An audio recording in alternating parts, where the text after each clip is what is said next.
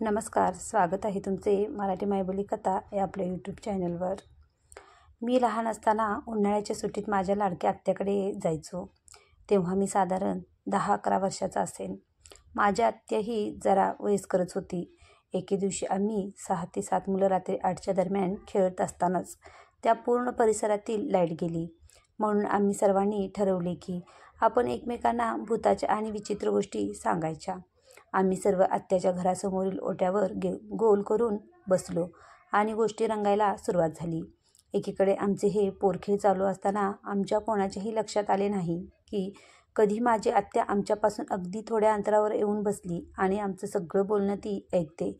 आम्ही सर्वांनी तिच्याकडे बघितले तेव्हा ती आमच्या पोरकट गोष्टी ऐकून हसू लागली आणि आम्हीही आमची टिंगल झाली म्हणून हसू लागलो.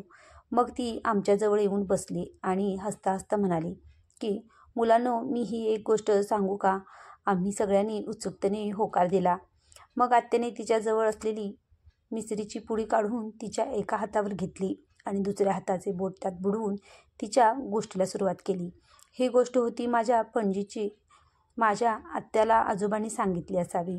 माझी पणजीचे नाव रुक्मिणी. पणजोबांच्या धाकट्या भावाचे लग्न ठरले होते. पाहुण्यांची ये-जा चालूच होती. भरपूर नातेवाईकही येत होते. माझ्या पणजीचा लाडका गुणा ही नुकताच आला होता. गुणा म्हणजे माझ्या पणजीच्या भावाचा एकुलता एक मुलगा.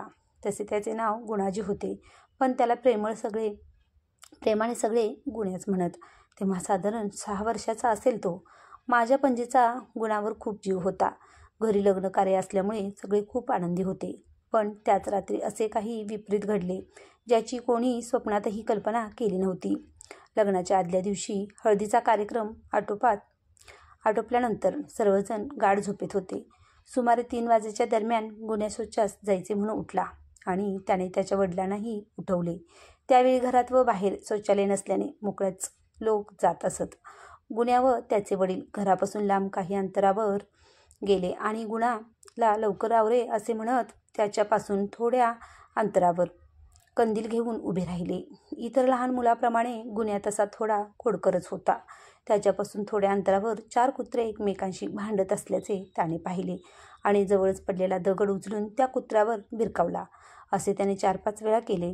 तेवढ्यात ते 4 कुत्रे त्याच्या अंगावर धावून आले आणि त्याचा चावा घेऊ लागले. हे सर्व त्याच्या वडिलांच्या लक्षात तेव्हा आले जेव्हा गुण्या ओरडायला लागला. त्यांनी त्या कुत्र्यांना त्याच्यापासून दूर करायचा खूप प्रयत्न केला. दगड जवळ असलेली झाडाची फांदी घेऊन त्या कुत्र्यांना दूर करण्यासाठी मारू लागले, पण ते कुत्रे काही गुण्याला सोडायचं नाव घेत नव्हते. शेवटी त्याच्या वडिलांनी आरडाओरडा करून काही गावकरी बोलावले.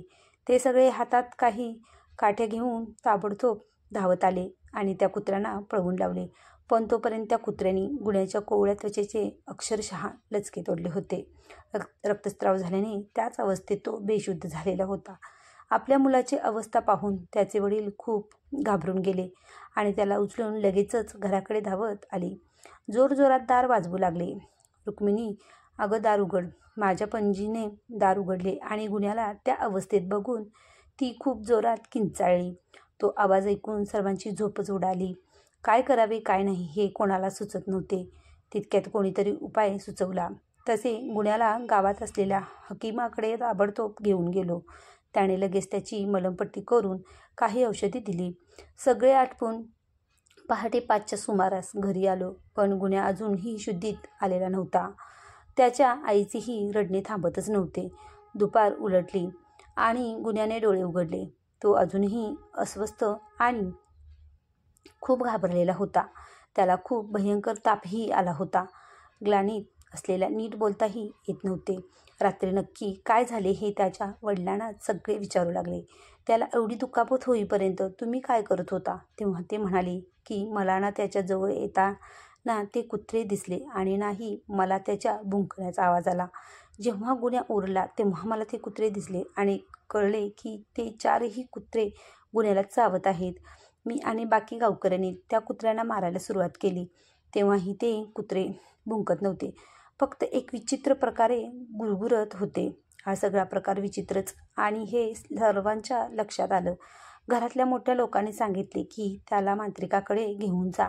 संध्याकाळी लगेचच गुण्याला घेऊन तिथे पोचलो. घडलेला सगळा प्रकार मांत्रिकाला सांगितला. त्याने गुणाकडे पाहून नक्की काय घडले ते सांगायला सुरुवात केली आणि सगळ्यांची वाचाच बंद झाली. ते 4ही कुत्रे नसून श्वापदांच्या रूपात असलेले काही अतृप्त पिशाच होते, जे आपसात भांडत होते. गुण्याने त्यांच्या गोष्टीत व्यत्यय आणल्यामुळे तो त्यांच्या कचाट्यात सापडला आणि त्याची अवस्था अशी झाली. त्याला ह्यातून बरे करणे खूप अवघड आहे, तरी मी माझे प्रयत्न करतो.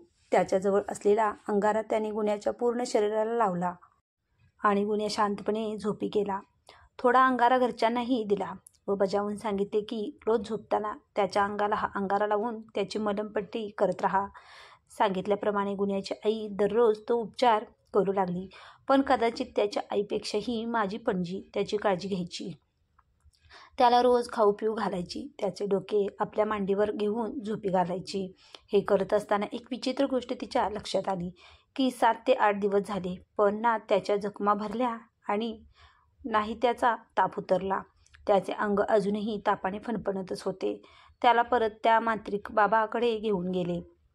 तेव्हा बाबांनी सांगितले की इतके उपचार करूनही काहीच फरक पडला नाही, म्हणजे हा आता वाचू शकत नाही. खूप भयंकर बाधा झाली आहे. हे ऐकून सर्वांना धक्काच बसला. त्याची आई व माझी पणजी तर जोरजोरात रडू लागले.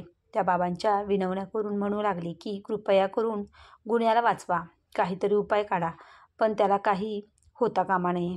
तेव्हा ते बाबा म्हणाले, याबद्दल मी कोणालाच सहसा सांगत नाही, पण तुम्ही इतक्या विनवण्या करत आहात म्हणून सांगतो. एक शेवटचा जीवघेणा उपाय आहे. तो उपाय म्हणजे एखाद्या भूतप्रेताच्या पायाखालची माती आणून त्याच्या कपाळी लावायची. ही गोष्ट अशक्यच होती, पण त्या बाबांना ह्या गोष्टीची चांगल्याच प्रकारे माहिती असल्याने त्याने हे कार्य कसे करायचे हे सांगितले. त्या कार्याच्या काही अटी होत्या, त्या पाळणे खूप गरजेचे होते. दर अमावास्येच्या रात्री गावाच्या वेशीबाहेर शेवटच्या वडाच्या झाडाखाली भूतप्रेत आणि अतृप्त आत्म्याचा वास असतो. त्यावेळी त्यांची जत्रा दिसते. त्या ठिकाणी जाऊन हे कार्य करावे लागेल. पहिली अट अशी की हे कार्य एका स्त्रीनेच करावे आणि तीही कुटुंबातीलच असावी. दुसरी अट म्हणजे एक विशिष्ट प्रकारचा पेहराव करून जायचे. त्यात केसांचा अंबाडा कपाळी बांधायचा, अंगावरील कपडे उलटे घालायचे, म्हणजे 9 वारी काष्टा उलट, म्हणजे पुढील बाजू मागे आणि मागची बाजू पुढे. पायात पण चप्पल उलटी, डाव्या पायाची उजव्यात आणि उजव्याची डाव्यात.